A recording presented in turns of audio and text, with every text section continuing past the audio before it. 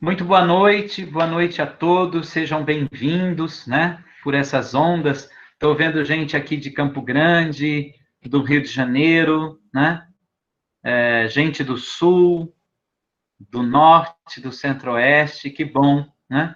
Mais uma vez, estamos juntos nessa terceira rodada, né, de debates do nosso segundo mentalismos, intolerâncias e agenda pública.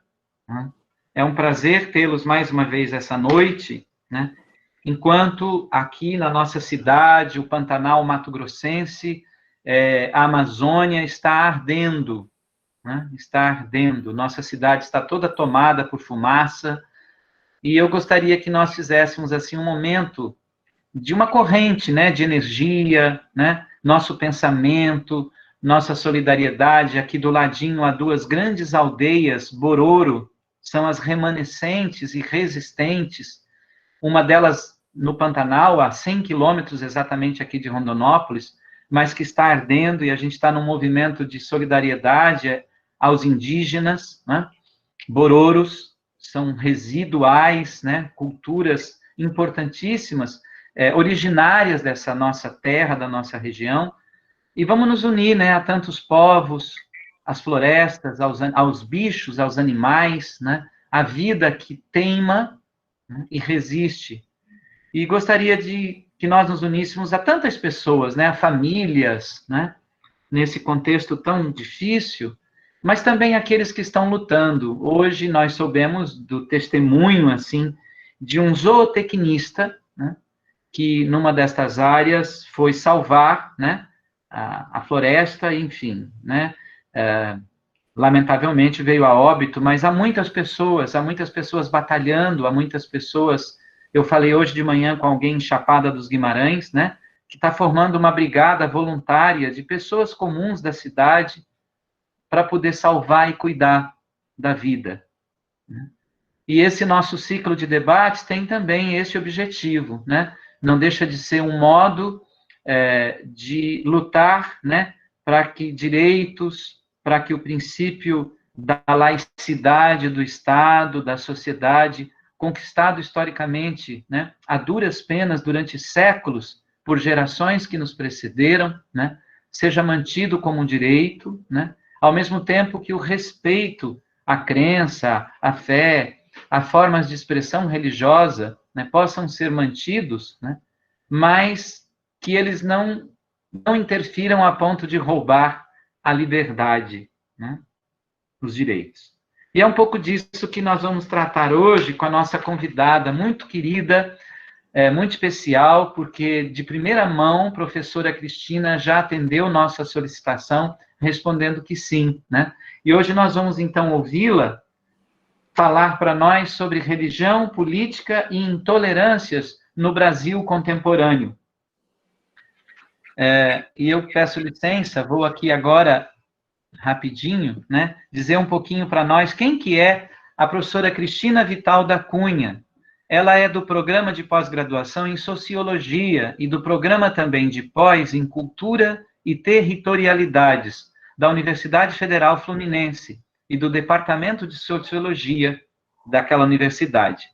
A professora Cristina é bacharel e mestre em Sociologia e Antropologia e é doutora em Ciências Sociais pela Universidade do Estado do Rio de Janeiro, né? E também fez uma parte do seu doutorado na Escola de Altos Estudos em Ciências Sociais, em Paris.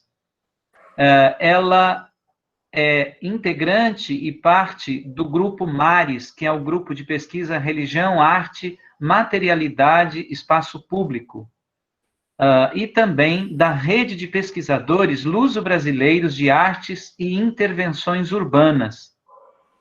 Professora Cristina é autora do livro Oração de Traficante, uma etnografia, lançado pela editora Garramon. E ela é coordenadora, coautora de livros como Religião e Política, Medos Sociais, Extremismos Religiosos e as Eleições de 2014.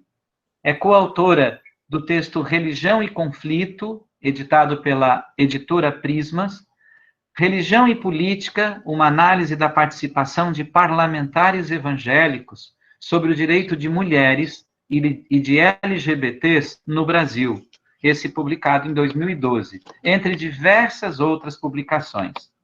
A professora Cristina é editora de um periódico científico muito importante, talvez um dos principais, creio eu, na área de religião e sociedade, né, do Instituto do ISER, do Instituto de Religião, e desse instituto ela também é colaboradora. A professora Cristina, nossa convidada dessa noite, tem experiência em antropologia da religião e urbana, com ênfase nos temas de religião, política e direitos, arte urbana, religião e criminalidade violenta em favelas. Com carinho, a gente acolhe e já passo, então, a palavra para a professora Cristina. Boa noite, professora. Boa noite, professora Dilson. Muito obrigada pelo convite. Eu recebi com muita felicidade, desde o primeiro momento, essa chamada de vocês. Aproveito para parabenizar também vocês todos pela organização. Como eu estava dizendo um pouquinho antes, eu acho muito importante, num contexto tão sensível como esse, a gente falar dessas pautas com alguma calma, tentando qualificar, trazer outros olhares para esse conjunto de debates que estão sendo propostos aqui. Então, já aproveito para saudar todos vocês aqui também presentes, muito obrigada. Bom, o professor Adilson, quando me convidou, me deixou assim livre para abordar a temática mais geral, né, da nossa conversa hoje, e eu vou fazer a partir de duas abordagens. Uma primeira abordagem que tem a ver com um conjunto de pesquisas realizadas desde a década de 90, né, e que foi um campo intermitente de lá até aqui, que envolve ali observar a conformação do que eu estou chamando, entre aspas, aí, de uma cultura pentecostal em periferias. Então, é falar sobre esse crescimento evangélico na base social. É claro que eu estou amparada na minha própria etnografia e no conjunto de trabalhos e reflexões que foram feitos pelos meus colegas ao longo desse período. E num outro gradiente, uma outra abordagem que é diferente da primeira, que fala mais sobre dinâmicas sociais, e sociabilidade, eu vou estar interessada mais em trazer uma reflexão sobre a institucionalidade, pensar como essas intolerâncias, como essas narrativas, elas são produzidas no ambiente institucional, especificamente aí político, o que envolve uma outra agenda de pesquisas também realizada lá em parceria com o ISER, com a Fundação FOR, com a BOL e com a UF também, evidentemente, lá pelo nosso laboratório LEPAR. Então, nessa segunda abordagem, que eu vou enfatizar em todas elas, né, digamos assim, tem uma importância central o lugar dos evangélicos. Eu acho que aí vale a gente explicar um pouquinho sobre isso. Isso tem a ver, por um lado, com privilegiar esses atores que, com o crescimento, digamos assim, quantitativo e cultural na sociedade brasileira, produziram impactos em várias esferas da vida social. Então, isso se justifica, por um lado, por essa questão. Por outro lado, porque esse crescimento, ele produziu o que o Michel Tossen fala sobre a revelação de um segredo público.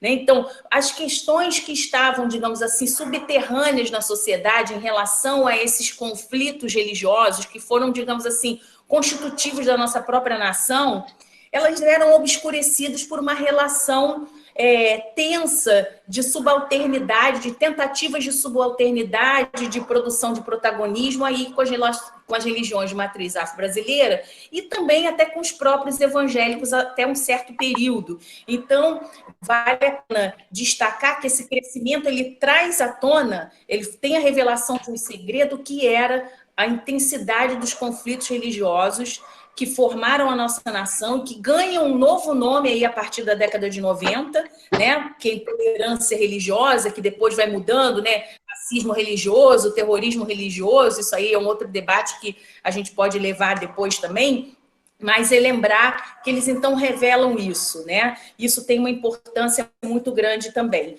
que aí na década de 90, essa produção dessa, digamos assim, o que na sociologia pragmática vai se chamar da conformação de um problema público. Então, esse tipo de conflito, de violência religiosa, ela estava lá acontecendo na sociedade, mas ela não era conformada como um problema público que acontece ali a partir da década de 90, em especial a partir daquele evento do Chute na Santa, na qual a gente tem, então, a participação de um pastor da Igreja Universal do Reino de Deus, que chuta a imagem da Nossa Senhora Aparecida, padroeira do Brasil, naquele fatídico ano, e todas as repercussões que isso trouxe, né? Porque justamente no dia 12 de outubro. Então, eu vou pedir até para o Pedro me ajudar na passagem aqui de uns slides que apresentam alguns números sobre esse crescimento, lembrando que esse crescimento que aparece em termos estatísticos, ele não dá conta do entendimento sobre a importância cultural desses vários grupos.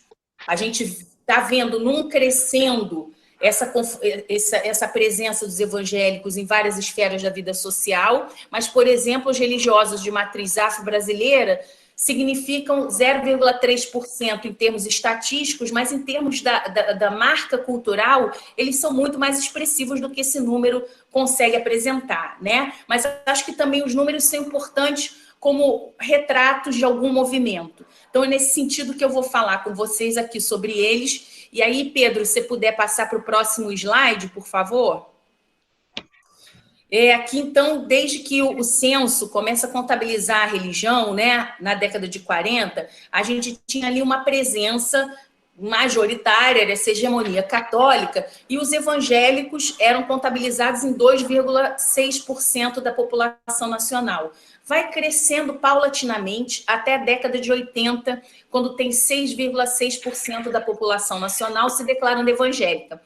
A década de 90 foi fundamental porque teve um crescimento estatístico significativo, que passa aí para 9,9%, pode ficar nesse slide mesmo, que esses números eu vou falar, passa para 9,9%, em 2000 para 15,5%, e depois em 2010 para 22% da população nacional. Os números mais recentes, que não são do IBGE, mas uma mensuração feita pelo Instituto Datafolha, informam que há 31% de evangélicos no Brasil hoje em dia, né?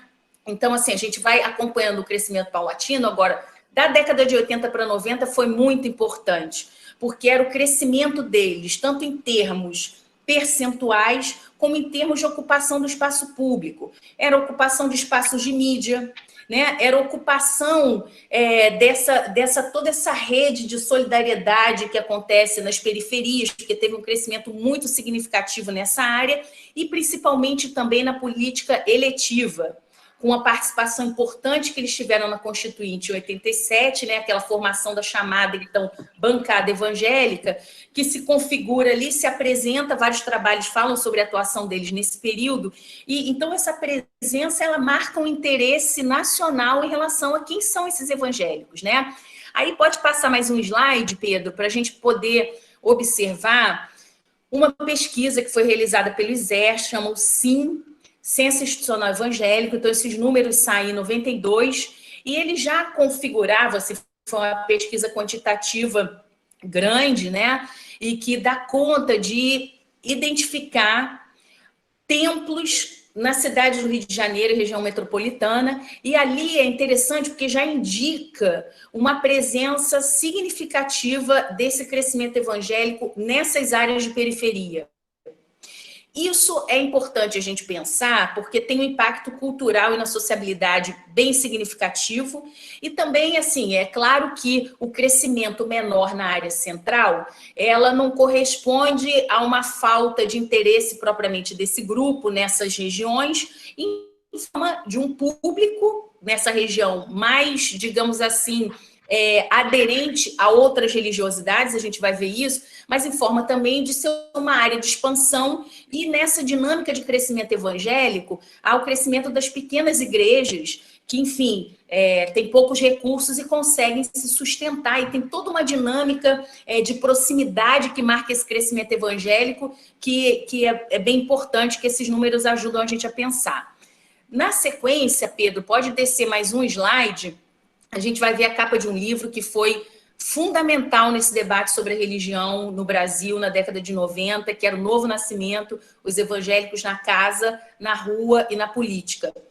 Foi um livro muito importante da pesquisa quantitativa e qualitativa, com a participação na verdade, a coordenação do Rubens César, o Pierre Sanchi participou, Otávio Velho, a própria Clara Mafra, querida Clara Mafra, né? A Cecília Maris também, outros pesquisadores, que tiveram reunidos aí para produzir um material que naquela época informasse sobre quem era esse grupo, né? Porque as pessoas tinham muito preconceito em relação aos evangélicos naquele momento, como atores que eram desfavorecidos em termos de escolaridade e renda, né? E aquela imagem do evangélico do ascetismo intramundano, que nega o mundo, que tem uma vida apartada do mundo, né? Então, era as mulheres de coque, os homens de Bíblia e calça. Então, era uma certa imagem que conformava esse grupo evangélico. Mas aquilo não dava conta do que estava acontecendo na sociedade naquele momento, né? Eram outros perfis, outras demandas, outras falas e narrativas, e esse livro foi muito importante na direção de produzir um entendimento sobre esse grupo. E nessas três dimensões, né? Na dimensão da casa, digamos assim, do privado, na dimensão da igreja, que ocupava um espaço de mediação entre o público e o privado, e o espaço da política, aí pensando a atuação pública desses atores, né? Pode passar mais um slidezinho, por favor, Pedro, para a gente ver um trabalho que César Jacó, da PUC do Rio, fez, baseado nos dados do censo do IBGE de 2000, e ali ele faz um georreferenciamento dessas religiões na cidade. Então, ele identifica que na faixa litorânea, ou seja, de maior, digamos assim, escolaridade e renda, você tem uma proporção de católicos de 80%, maior até do que a média nacional naquele período. E quando você vai olhar as periferias, você tem um mapa invertido disso. Então, você tem uma presença ali de quase 70% de evangélicos em São Gonçalo, que é o segundo maior município do Rio de Janeiro, né? Então, a região metropolitana como uma região, digamos assim, dominada por uma certa estética, pelas narrativas, por isso aí que a gente podia chamar, entre aspas, de uma cultura pentecostal que vai crescendo nesse ambiente, né? Produzindo identidades, enfim, confortos. Pode passar mais um slide para a gente acompanhar uma pesquisa que a gente realizou na UF. Em 2017, a gente concluiu esse trabalho, está publicado lá no debate do NER, que eu passei até para você também, Adilson, que é uma pesquisa de mapeamento desses templos. A gente tinha a pretensão de fazer o mapeamento dos templos no Rio de Janeiro, mas o volume era tão grande que a gente foi circunscrevendo a região metropolitana, não deu região metropolitana, a gente teve que fazer a cidade do Rio de Janeiro. Porque se no SIM, aquela estatística do início dos anos 90, identificava que a cada 7 dias, 5 templos eram formados, né, eram criados, a gente identifica que a cada 7 dias, a cada semana, era mais de um templo por dia sendo criado no período de 10 anos. A gente fez esse levantamento de 2006 a 2016. Né? Então, é um número muito significativo. E aí, o total, né, de templos abertos nesse período de 4.031 templos. E isso lembrando que a gente estava vendo os templos registrados, pensando em área oficial e a Receita Federal. Né? Porque tem um quantitativo aí muito maior do que esse, a gente pensar na própria dinâmica do crescimento evangélico nas periferias mesmo, com várias igrejas que não são contabilizadas, assim como casas de umbanda e terreiros também. Pode passar mais um, Pedro, para a gente continuar observando esses números do mapeamento, que vão falar dos números relativos aos 3 grandes grupos religiosos, segundo o IBGE, né? Que os evangélicos, os católicos e as religiões de matriz afro-brasileira. Então, 88% dos templos abertos nesse período foram evangélicos, tá? Católicos, 5,7%, e os afro. Aí cabe a gente também olhar um pouquinho mais com cuidado esses números, né? Para não parecer, então, que era uma força exponencial dos evangélicos em detrimento das outras religiões, né? Porque os números poderiam produzir esse engano. E não é isso, porque a gente sabe que a dinâmica de expansão católica é distinta, seja em termos territoriais, também é uma religião absolutamente mais consolidada no Brasil, né? E no que diz respeito aos religiosos de matriz afro-brasileira, além da dinâmica de crescimento, tem essa questão do registro, né? Há uma militância importante na direção, cartilhas produzidas pelo movimento social, por governos anteriores a esse, né? Estimulando justamente ao registro desses templos e casas de Umbanda e Candomblé, mas ainda um baixo registro, tá? Pode passar mais um slide, Pedro, por favor? Para a gente ver, então, que a região que teve maior crescimento de templos na cidade, nesse período, foi ali a Zona Oeste, que é também uma zona de expansão, tá? Importante, uma zona de dominação de milícia, também bom a gente lembrar disso, porque é um ator ali importante nessa configuração até das intolerâncias, assim como os traficantes também, nessas localidades, né? Então, a Zona Oeste 2, porque aqui no Rio de Janeiro também tem isso. Tem a Zona Oeste, é geograficamente um certo lugar, né? Mas tem a divisão da Zona Oeste 1 e 2, porque conforma, digamos assim, ambientes sociais distintos. Então, essa Zona Oeste 2 é essa que tem uma escolaridade e renda mais baixa em relação à Barra da Tijuca e Recreio dos Bandeirantes, que seria essa Zona Oeste 1. Então, nessa Zona Oeste 2 que teve o crescimento maior de templos, seguido aí da Zona Norte. Pode passar mais um slide para a gente ver quais foram as tradições que somente os afro e os evangélicos tiveram abertura de templos em favelas nesse período, né? Então, 3% dos templos afro nesse período foram abertos em favelas e dos evangélicos 15%. Isso é bem interessante, é um retrato um pouco do interesse dessa tradição e das possibilidades também de reprodução nesse ambiente, tá? Então, pode passar mais um slide, por favor, Pedro, para a gente, então, ir para uma consideração. Pode passar mais um.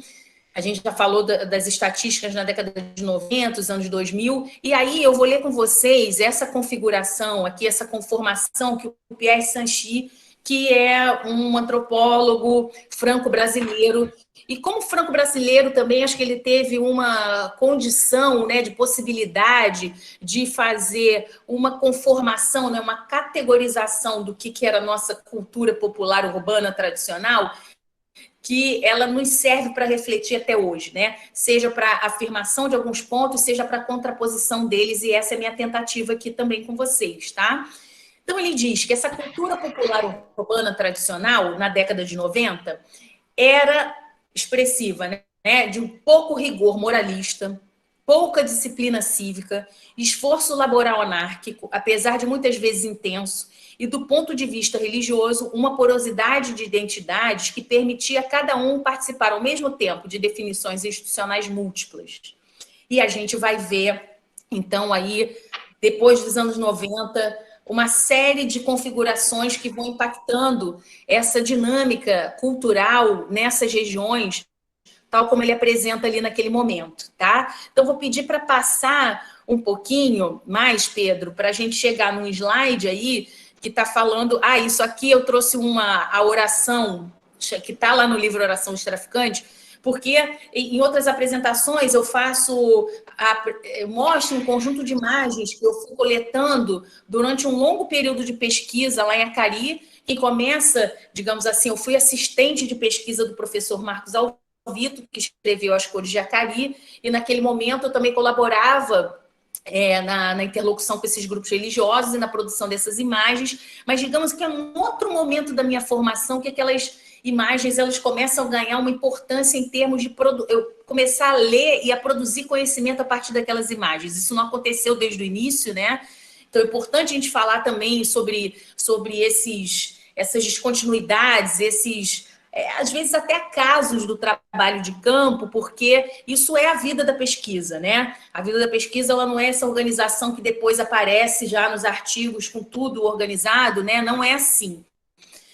Então, durante o período de campo, eu tive vários insights que foram me levando a apostar, né, numa reflexão sobre esses traficantes evangélicos, entre aspas, aí também com todo cuidado, porque eles tinham cuidado nessa apresentação também, mas era com formação de atores que, ao mesmo tempo, estavam no tráfico e também estavam nas igrejas, quer dizer, participavam de campanhas, frequentavam os cultos, faziam cultos de ação de graça, fomentavam cultos na favela, né? Financiavam cultos e a vinda de cantores.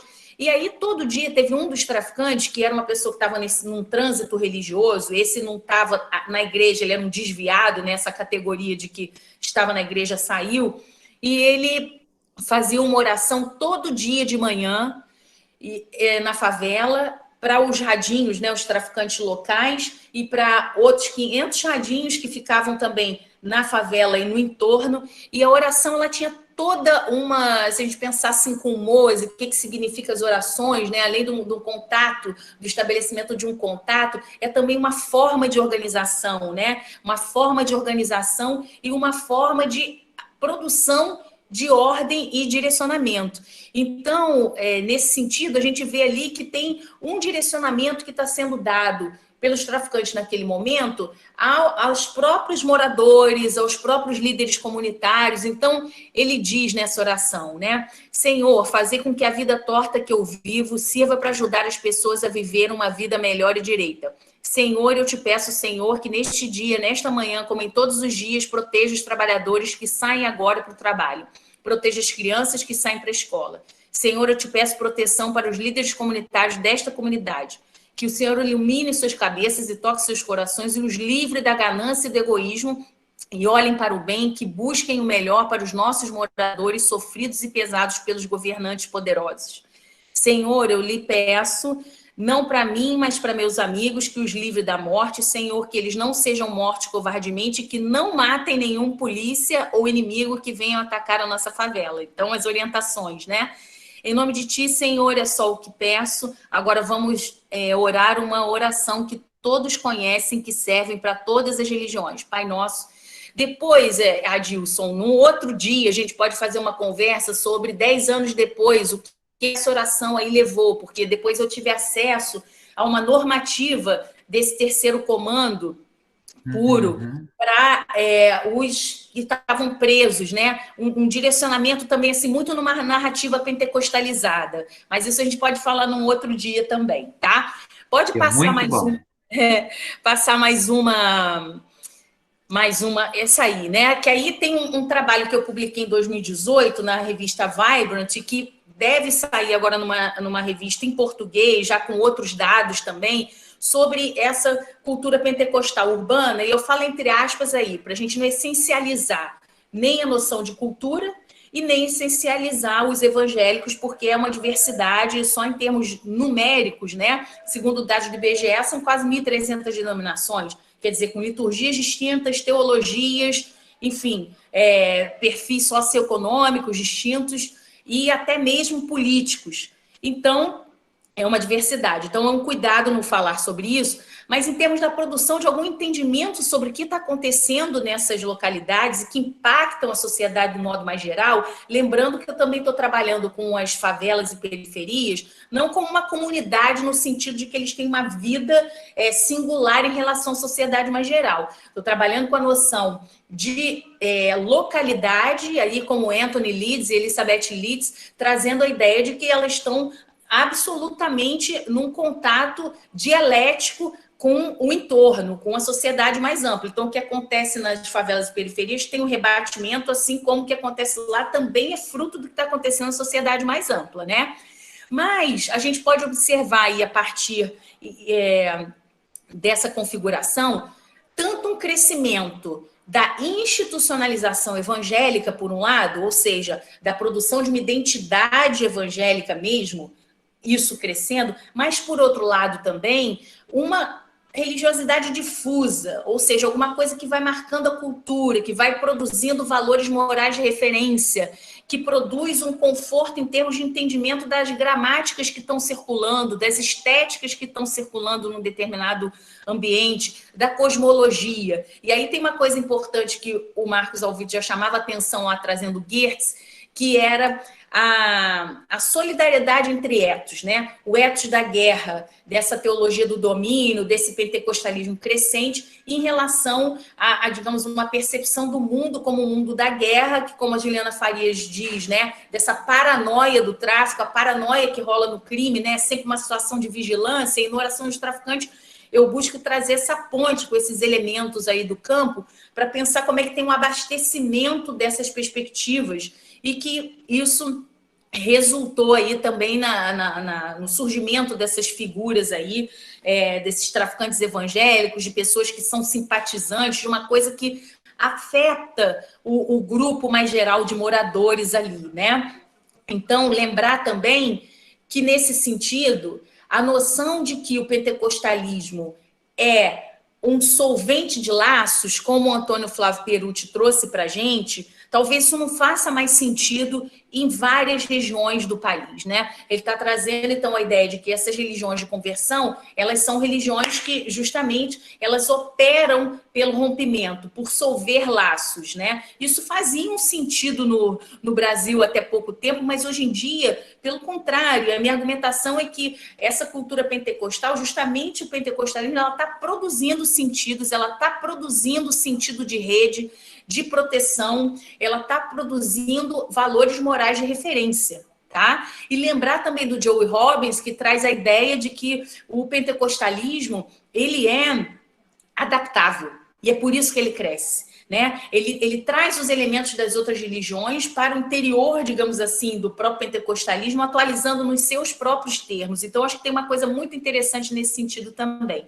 Então, para partir aí um pouco para essas considerações, lembrando que toda categoria que a gente cria em termos socioantropológicos, elas são sempre provisórias, é para pensar um determinado contexto. Então, para pensar atores e contextos, eu acho que vale aqui a gente pensar que, número um, isso que seria uma cultura pentecostal urbana, pode ser apresentado em termos de uma valorização do empreendedorismo e da disciplina para o sucesso. Aqui, as noções tanto da teologia da prosperidade é fundamental, assim como da confissão positiva, que, digamos assim, é uma vertente que está absolutamente vinculada, né, associada à teologia da prosperidade, mas que é também uma perspectiva que está na sociedade mais geral, nessa forma da psicologia positiva, que é a afirmação das coisas, da resolução, né? É uma atitude positiva em relação ao que está sendo apresentado, que,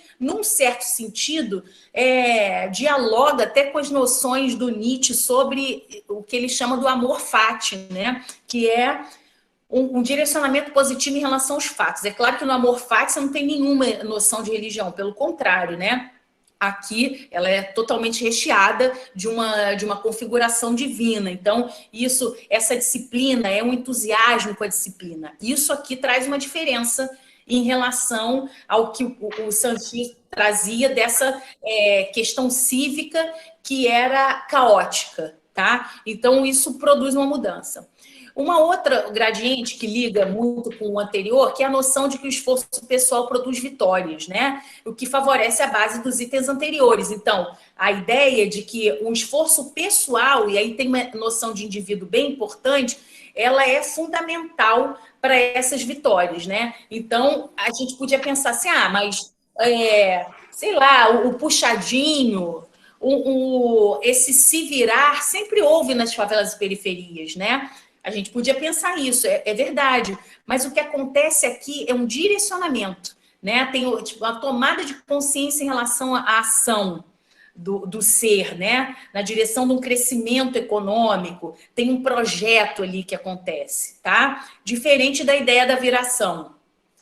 Um outro ponto que é uma referência moral que envolve a valorização da família e do papel de gênero. Eu vou falar melhor sobre isso, mas isso aqui essa é uma dimensão muito importante, tá? É claro que também a gente pode pensar que na vida em favelas e periferias, com um Estado precário, né, que oferece redes, digamos assim, sociais ligadas públicas, precárias, a família, a vizinhança, o parentesco mais amplo, as amizades, sempre foram importantes na reprodução social e econômica nessas localidades. Mas aí, de novo, é uma orientação diferente, né? É um foco importante na família e naquela família nuclear. Claro que a extensão do parentesco é importante, mas tem um foco nessa família, né? Nesse núcleo. E na recuperação da autoridade. Isso aí é muito importante porque você cola tanto a ideia da recuperação da autoridade como a recuperação dos papéis de gênero também, tá?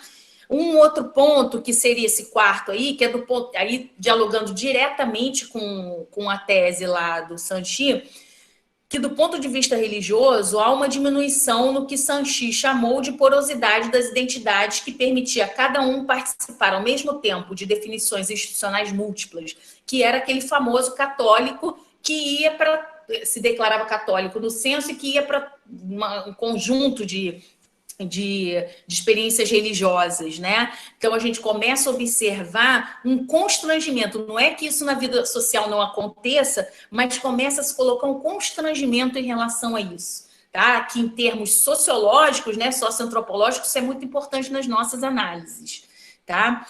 Então pode passar mais um pouquinho para a gente ir acessando conteúdo de um outro gradiente aí, que diz respeito, se a gente falou agora da base social, pensando em dinâmicas e sociabilidade, agora então eu vou partir para um outro gradiente, que é justamente esse da política institucional.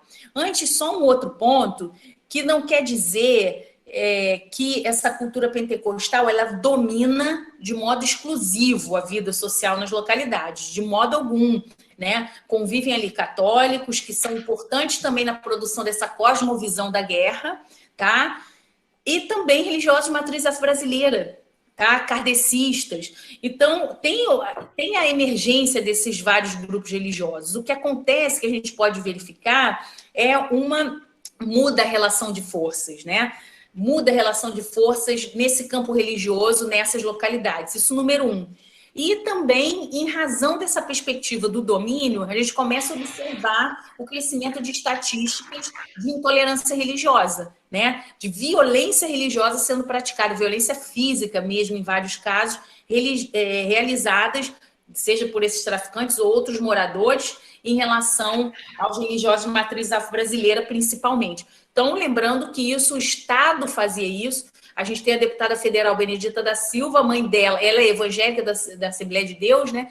E a mãe dela era umbandista, tinha um terreiro, e ela foi alvo, né, da ação policial naquele período, né, em que o Estado fazia essas intervenções nos locais. Então, o que acontece agora nesse contexto é que é uma pulverização dessas situações de violência. Então, ela sai só dessa violência institucional, porque ela ainda existe, né? É diferente do que era lá na década de 70, mas essa violência institucional ela acontece pelas vias culturais até, e ela passa a ser uma violência muito mais difusa.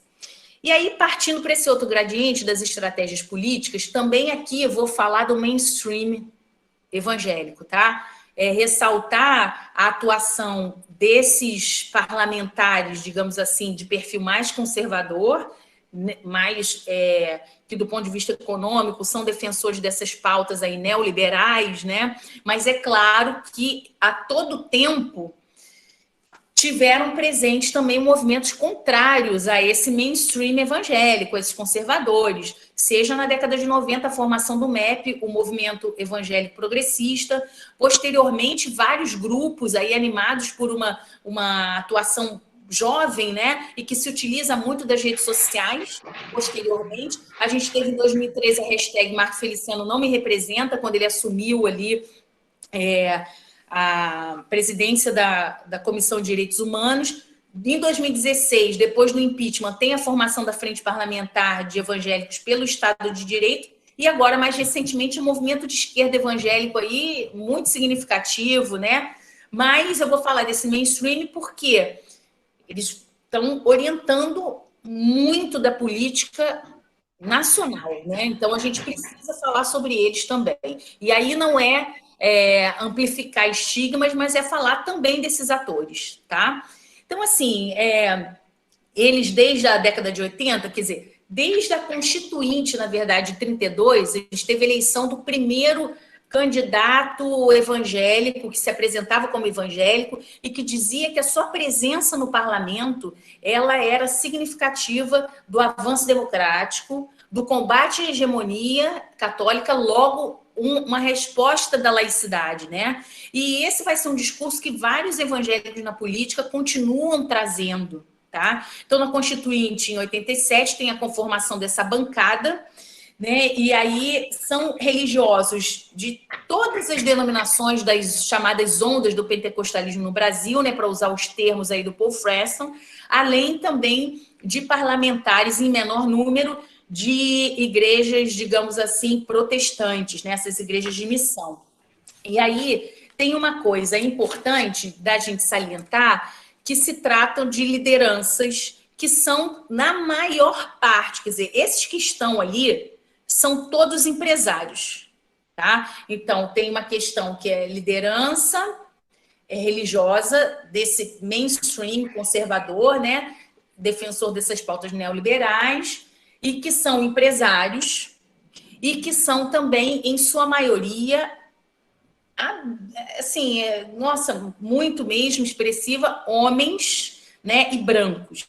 Isso é bem importante, porque, embora os evangélicos no Brasil sejam 60% deles negros, né, segundo os dados mais recentes aí, isso é maior do que a média nacional de negros no Brasil, quer dizer.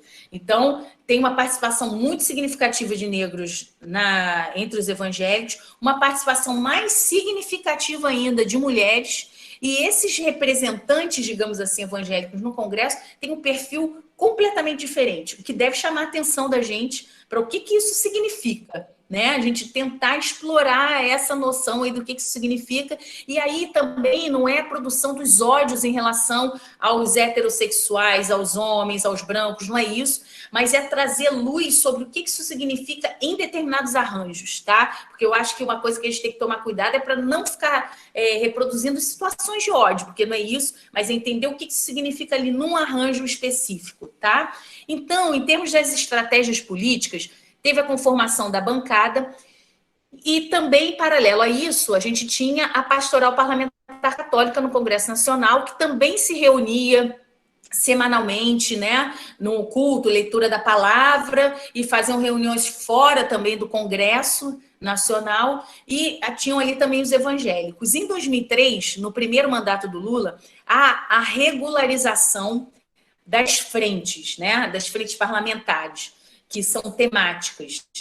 Então, é neste momento que se oficializa, né, se formaliza a Frente Parlamentar Evangélica, em 2003, e tinha uma estratégia ali importante, que era o atendimento de 7 temas. Isso dizia respeito a cada parlamentar escolhido ali nesse grupo, né? Lembrando que os que assinam a frente é um número enorme, o que compõe, digamos assim, um núcleo ativo é um núcleo menor, né? Claro. Em toda a frente a dinâmica é essa, e na evangélica também. Então, eles tinham 7 temas: saúde, educação, questão indígena, questão da mulher, violência contra a criança, questão LGBT e pedofilia. Para cada uma dessas agendas, você tinha um parlamentar direcionado, na Câmara e no Senado, né? E aí, cada um desses parlamentares destinava um assessor do seu gabinete para tomar conta dessas agendas. Quer dizer, ia acompanhar os debates na sociedade, ia falar com outros parlamentares, ia acompanhar a proposta de lei que fosse contrária aos interesses desse grupo religioso. Então, tinha uma organização ali importante. A Damares Alves, que a gente entrevistou na época desse primeiro livro, que foi lançado em 2012, a gente falou com ela, a gente entrevistou o Bolsonaro, à época também, que foi um convidado, digamos assim, da frente para participar da audiência, que apresentou aquele material didático que deu toda aquela repercussão que a gente acompanhou e que a gente trata pormenorizadamente aí no livro, tá? Então, tinha essa primeira estratégia, uma outra estratégia política ali importante, que era a do investimento no legislativo. Inicialmente, o investimento era esse, era ocupar cargo no legislativo nacional estadual e também municipal. As grandes lideranças falavam sobre essa importância, né? Apostando justamente num lugar moral que os evangélicos tinham na sociedade naquele momento, que era de uma moralidade superior ao restante da população, era uma apresentação dessa. Em favelas e periferias, isso era muito importante, porque se havia um estigma sobre os moradores de favela, né, como numa contiguidade com o tráfico, que todo mundo era bandido, junto com o estigma relativo à questão racial, além da econômica, e a identidade evangélica era alguma coisa que produzia um efeito positivo em termos das interações sociais para fora até daquelas localidades, ou seja, tinha um impacto positivo em termos da reprodução econômica, porque era uma identidade valorizada no mercado de trabalho. Eu até quando começo a trabalhar essa proximidade dos evangélicos do tráfico, isso me deu um drama, digamos assim, muito grande, porque, meu Deus, eu vou estar reforçando estigmas em relação, mas também tentei falar disso do modo mais responsável possível, né? Então, tinha uma aposta ali desses líderes no legislativo. Isso vai mudando paulatinamente e em razão deles perceberem a importância que eles tinham como grupo nessa interação com os políticos. Os políticos, desde as eleições de 89, procuram sistematicamente os evangélicos, até que nas eleições de 2014, o Robson Rodovalho, que é da Céu Nossa Terra, produziu uma carta, então teve uma ampla divulgação de ovelhas a players, eu acho que sim, está no livro lá nosso, mas mostrando justamente isso, que eles saíam desse lugar de serem mandados nesse jogo político para serem atores nesse jogo político, para serem demandantes no jogo político, né? Então, aí já um interesse no executivo e toda uma organização em torno disso. Acho que o Crivella foi, digamos assim, muito expressivo, né? Uma vitória muito expressiva. A Rafaela Marques, que está aqui, fez um acompanhamento sistemático dessas eleições e vai publicar um livro sobre isso, muito bacana o trabalho dela também. E no judiciário, né? Antes pedintes, ela está lembrando aqui hoje, negociadores, né? Que é essa passagem de ovelha a players, né? E aí, depois o judiciário, que nas eleições de 2014, como a gente vinha acompanhando, desde 2010, essa presença deles, a gente observou que o judiciário era um espaço ali de, digamos assim, de contraposição ao fluxo das agendas que tinha na Câmara, né? E aí, quando eu entrevistei o pastor Everaldo, eu perguntei para ele sobre essa questão do judiciário e a gente apresentou lá no livro que ele responde que o importante era mudar o cabeça. Ele dizia, tinha que mudar o presidente, porque mudando o presidente que faz a indicação para, digamos assim, a alta cúpula do judiciário no Brasil, é que a gente vai ter uma mudança nessa correlação de forças. Então, a gente está vendo aí o que está acontecendo, até mesmo com essa Ana Júri e o trabalho que a Ana Júri faz com outras associações religiosas também. A gente está acompanhando isso lá no LEPAR, lá no grupo, lá na UF. As alianças partidárias também, que eram, ora com grupos mais de esquerda e de direita, simultaneamente nas eleições, evangélicos por um lado, evangélicos por outro. Isso não é contraditório quando a gente, claro, entende que isso atende à própria diversidade que está no seio do universo evangélico, né? Então, evangélicos de face mais progressista, ou de esquerda, ou popular, e evangélicos de uma face mais conservadora e neoliberal, tá? Uma outra coisa que a gente acompanhava ali em termos de estratégia, que foi mudando, é a crítica à interferência internacional. Então, quando a gente entrevistou o Marco Feliciano, ele falou claramente sobre a ONU como um inimigo da agenda cristã no Brasil e no mundo, né? E aí que estava pautando questão de gênero, afetando aí padrões de gênero e a questão da família ao mesmo tempo ao falar da autoridade. Então, tinha um sentimento já de perda difuso e que, digamos assim, a ONU era um organismo que ele representava essa ameaça ao cristianismo. E o que a gente viu com o passar do ano é que eles começam a disputar lugares, né? Então, assim, a Ana Júri, no início do ano, estava aí com tudo para conseguir um assento na ONU, para poder, digamos assim, ter uma participação consultiva e aí ela poder direcionar abordagens a respeito de diferentes agendas, propor agendas. E não conseguiu isso ainda, né? A China foi um ator que, enfim, interrompeu isso naquele momento e conseguiram um assento na OEA.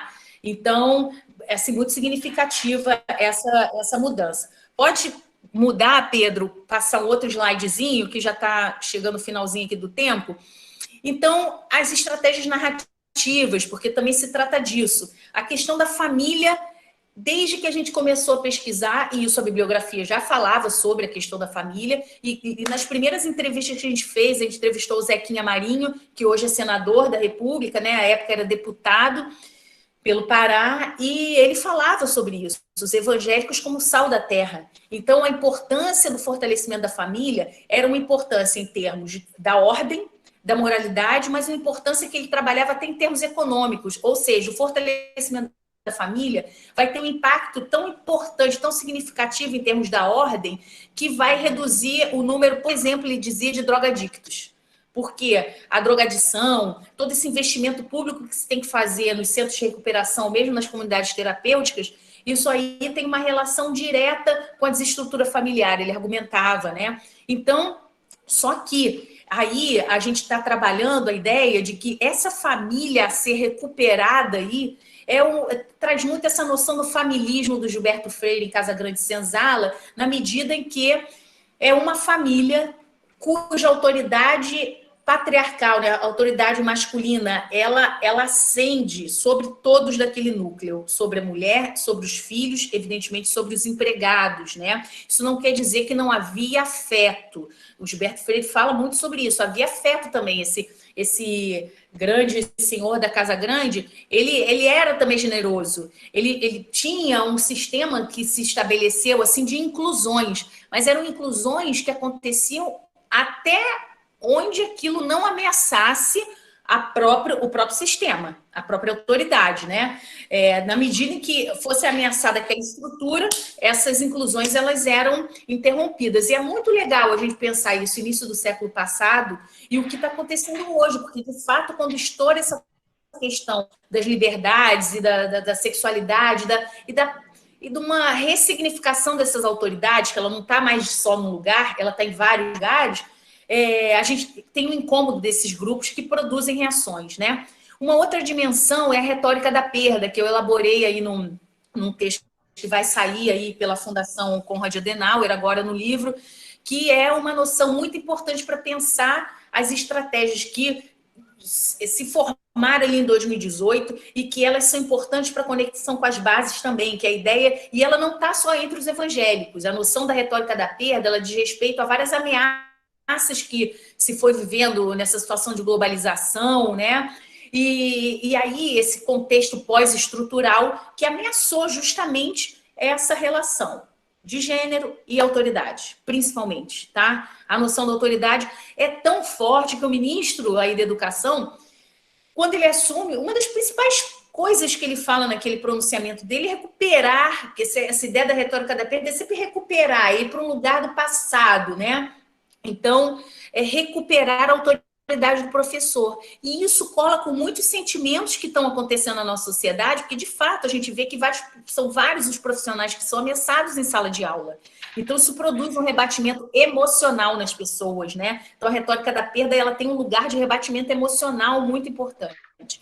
A outra questão de estratégia narrativa é, ora, se apresentar como minoria diante da hegemonia católica, ora, como maioria, uma maioria cristã, que logo tem que ser nessa perspectiva da democracia liberal, né? Da democracia liberal, cujo consenso ele é inexistente, na verdade, como diz o Jacques Rancière, o consenso, ele, na verdade, é o grupo de força que ganha a batalha, né? E se coloca, digamos assim, em relação à vontade da minoria, se posiciona sobre, né? Então, ele se apresentou também como uma maioria cristã, porque é o interesse de que esses valores são valores que devem dominar, né?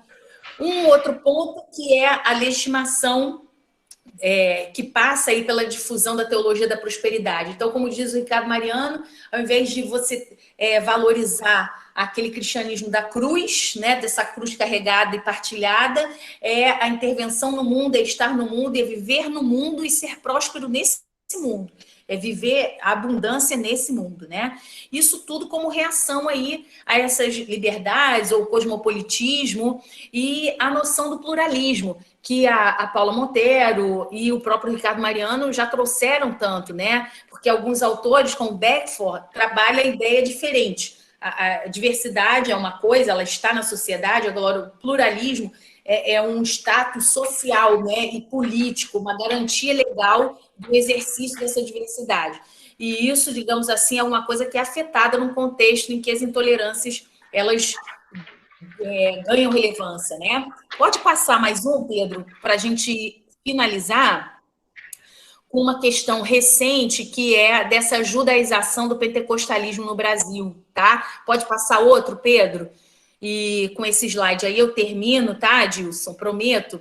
Sobre esses significados, a gente está vendo essa judaização, eu acho que isso ganhou a mídia, tanto nos movimentos de direita, né, desde 2018, aí pelo menos, como também numa situação que foi a da formação do chamado Complexo de Israel, que foi a tomada de 5 favelas, e aí também é isso, 5 pontas da estrela, né, de Israel, judaica, e aí eram essas 5 favelas que foram ocupadas por esses traficantes, que tem toda uma narrativa desse pentecostalismo judaicizado, né? Então, esse foi um caso na mídia também que ficou muito emblemático desse movimento que já está na sociedade há algum tempo e que ganhou expressão agora.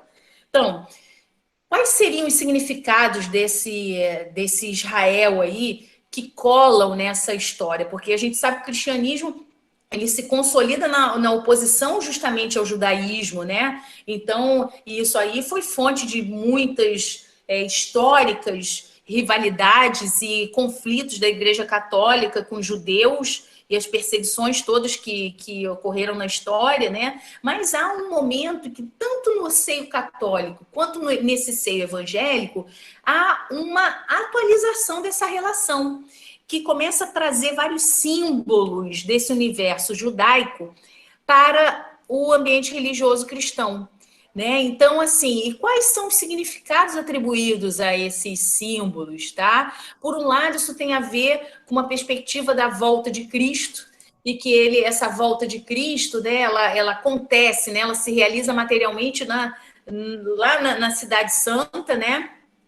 Isso é uma coisa, mas do outro ponto de vista, são símbolos que estão sendo apropriados por grupos muito distintos, né? E aí tem uma referência clara, eu acho importante a gente notar, de Israel em relação à força, né? Que aí até entre os traficantes é interessante a gente pensar sobre isso, porque é o significado de Israel de uma força bélica. A gente sabe que tem vários intercâmbios de tropas policiais no mundo, né? As tropas de elite que vão a Israel trocar conhecimentos, porque eles vivem ali num barril de pólvora, na verdade, né? Então, eles têm um savoir-faire, digamos assim, em relação a isso. Do ponto de vista cultural também, né, a pujança, até se a gente pensar assim na cultura que é passada por filmes e tudo mais, e também religiosa, é um símbolo importante nesse quesito assim, de uma vitória, né, que alcança.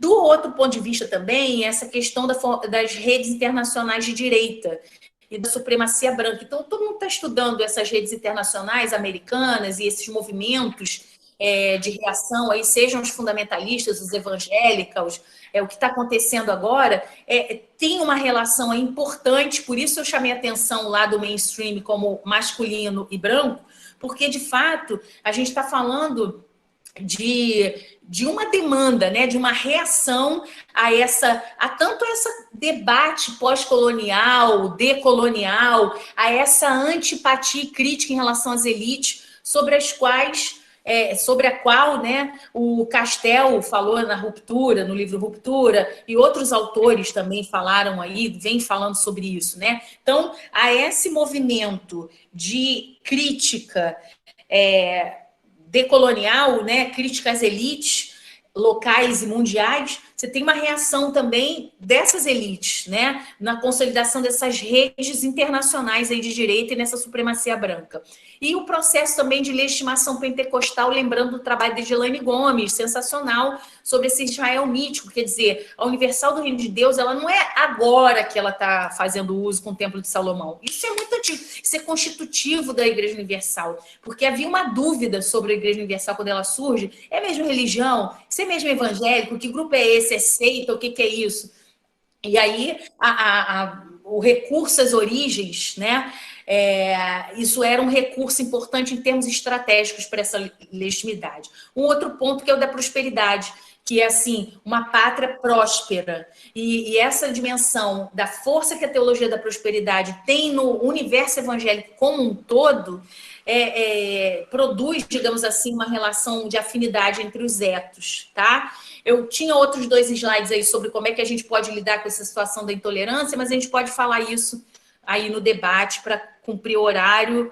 Adilson, obrigado. Boa, Cristina, pode passar, eu acho que esses slides.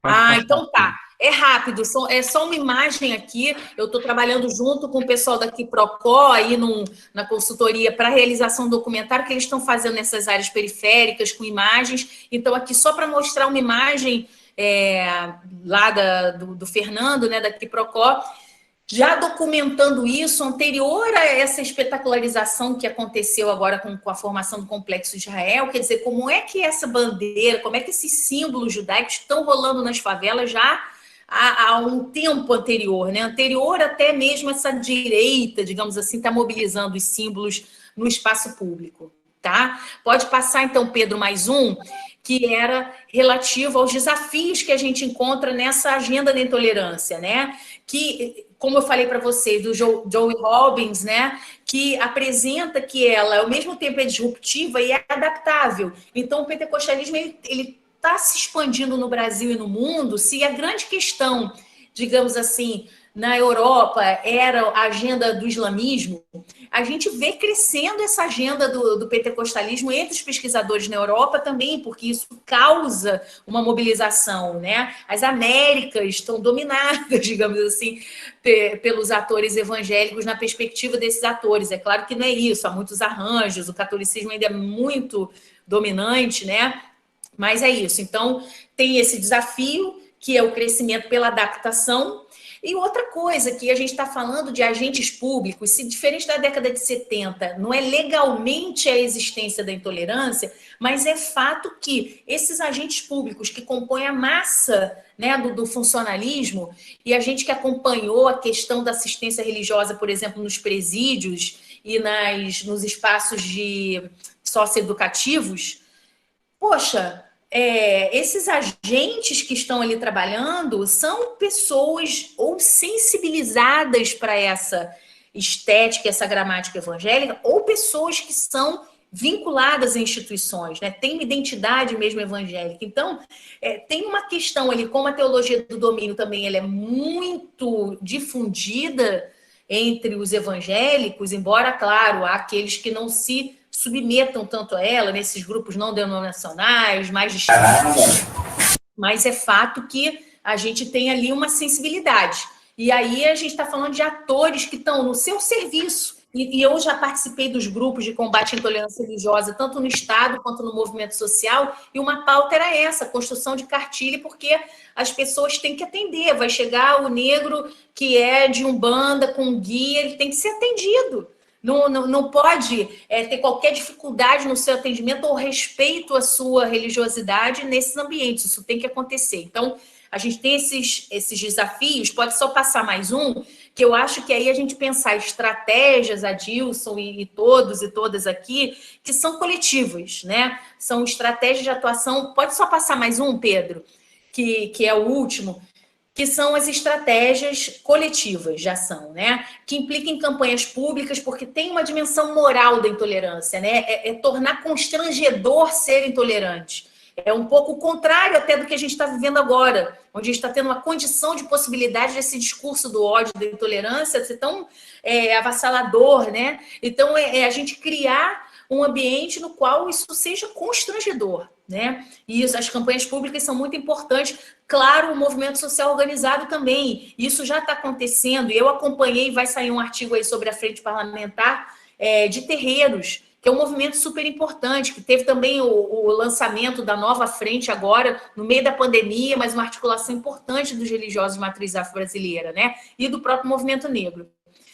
Também a provocação do Ministério Público, né, em causas coletivas, que a gente viu sucesso em relação a isso, né, igrejas tendo que dar direito de resposta, pagar indenizações, isso é um meio importante, é preciso mobilizar a justiça, lembrando que esse mainstream, digamos assim, evangélico, desses poderosos, né, da política, eles mobilizam muito a justiça em torno das suas agendas. Então, é preciso que o movimento social também faça isso, né?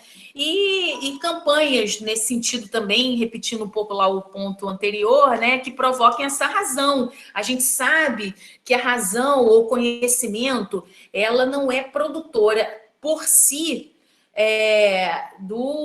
digamos assim, da mudança de postura, mas ela é um elemento. Ela é um elemento. Então, muito obrigada pela paciência de vocês escutarem essa apresentação grande desse jeito, mas queria poder falar de um jeito mais, sei lá, amplo, né, dessas questões. Obrigada. Ok, professora Cristina, nós que agradecemos. Me escutam? Oi? Oi? Eu estou escutando super bem. Estou escutando bem, está todo mundo ouvindo. Legal. Te agradecemos imensamente, né? Acho que essa fala foi bastante interessante, abrangente, mas ao mesmo tempo com uma riqueza, uma densidade empírica, né? Do universo de pesquisa, com dados, com números, com o chão, né? Para o qual a professora olha, né? E conectada ao mesmo tempo com uma série de outras questões que atravessam, né?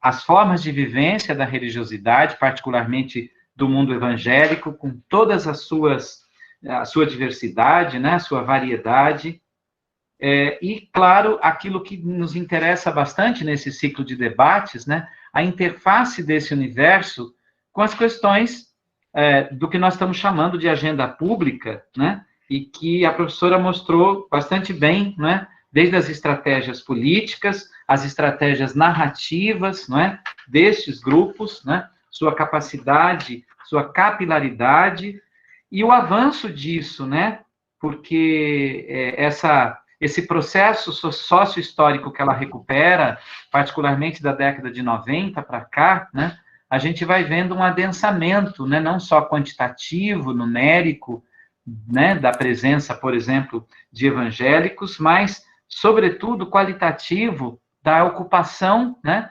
do espaço público, do espaço político, né? Olha o cenário no qual nós estamos, né? Olha, né? Não precisa ir longe, não precisa preciso muita reflexão, sim, para a gente poder entender as filigranas disso, né? E eu queria, assim, nós temos já me parece que 5 perguntas, então não quero me alongar, mas gostaria, professora, de 2 questões que, né, eu anotei diversas, mas 2 questões fundamentais, né? Obviamente, você demonstrou muito bem, a religião, a experiência religiosa, né, a vivência da crença, ela não ocorre no vazio social, né? Ela não é uma experiência subjetiva, não é uma experiência apenas religiosa, né? A religião, ela é um componente fundamental, e acho que isso ficou muito explícito, da cultura, né? Você falava de uma cultura urbana pentecostal, né? Mas a gente pode considerar que a religião se dá no diálogo permanente, né, com essas dimensões da existência, da constituição, da vida social, política, né?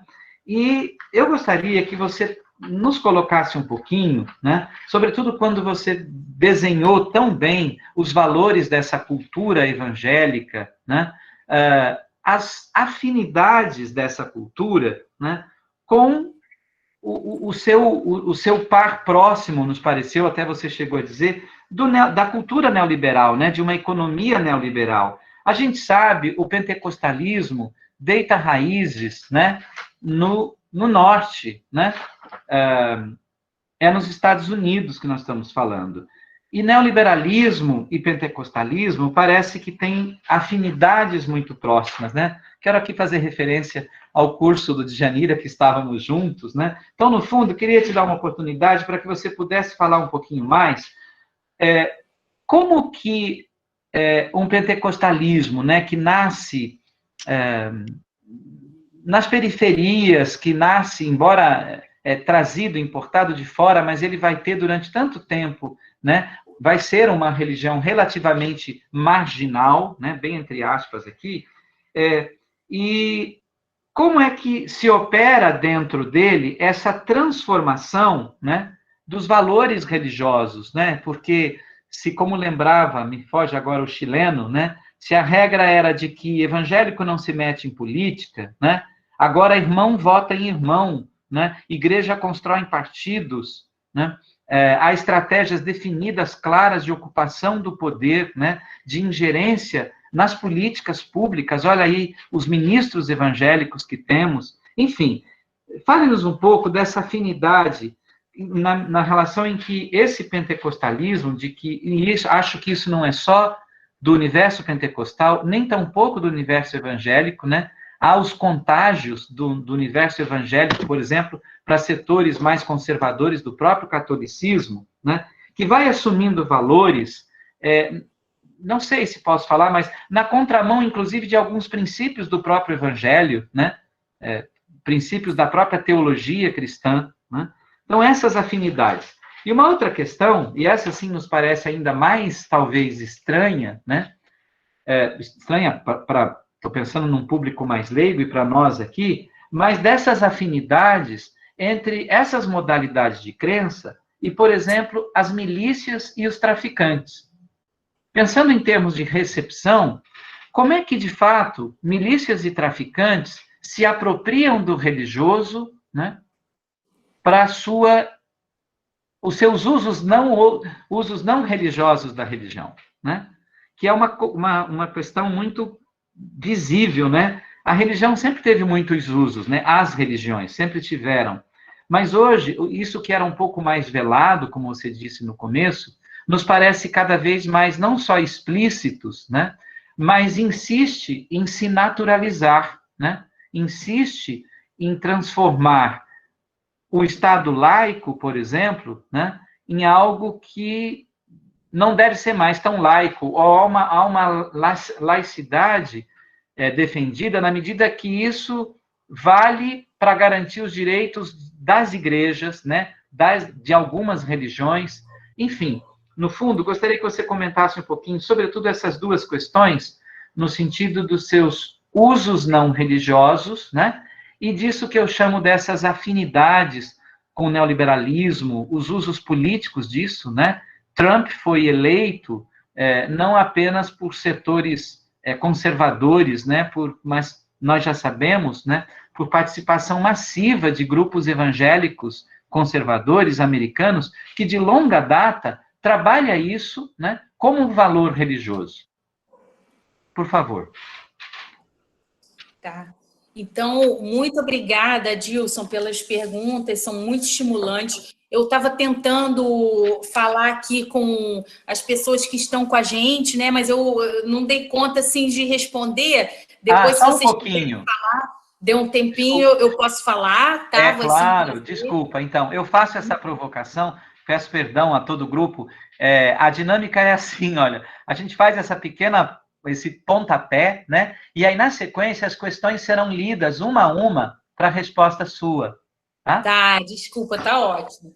Então, sobre as afinidades, que eu acho da maior importância, realmente aquele evento no de Janeiro foi sensacional, porque estava descortinando ali um conjunto de pesquisas que trabalhavam na perspectiva histórica, sociológica, antropológica, sobre essa que o Weber chama das afinidades eletivas entre esses grupos econômicos e um grupo religioso. Tá? Então, acho que a gente precisa, né, assim, pensar sobre isso aqui no Brasil, porque lá eles estavam pensando até alguns conglomerados, né, como é que as narrativas do seio religioso estavam também nos conglomerados, como é que tem uma alimentação discursiva. Então, do mesmo modo que a gente pensou um ethos do tráfico, porque ethos da paranoia e da guerra tem uma afinidade com ethos da teologia do domínio, esse ethos evangélico, isso faz um sentido, isso produz uma comunicação.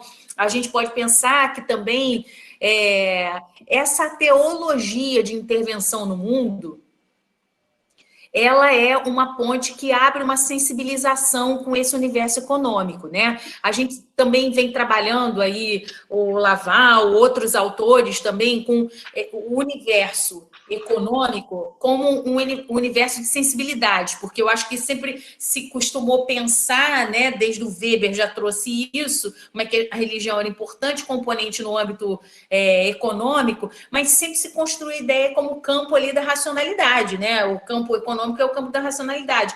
E aí são vários autores que estão trazendo a ideia de que esse universo econômico, ele é permeado de subjetividade, de produção de subjetividade a partir desse universo econômico, né? E aí a gente pode pensar numa estética, numa orientação que ela é muito produzida junto com isso, que esse movimento que eu estava falando do ascetismo intramundano, né, que era essa negação do mundo, daqueles que estão apartados da vida social, da vida política, e que numa mudança de estratégia, que aí, Adilson, são muitos componentes, né? Tem os componentes de interesse econômico, das lideranças e projeções das suas próprias instituições, quer dizer, interesses que são do próprio, entre aspas, campo religioso, com interesses desses atores de outros campos, do econômico aí também, né? Que produzem ali, num certo momento, um arranjo que valoriza a atuação na vida social. E é por isso que eu acho muito problemático a gente falar evangélicos e negacionismo. Não, vamos ter calma, porque é situacional esse negacionismo, né? A gente viu aí na própria Silas Malafaia, que todo mundo poderia assim, facilmente identificar como negacionista mor.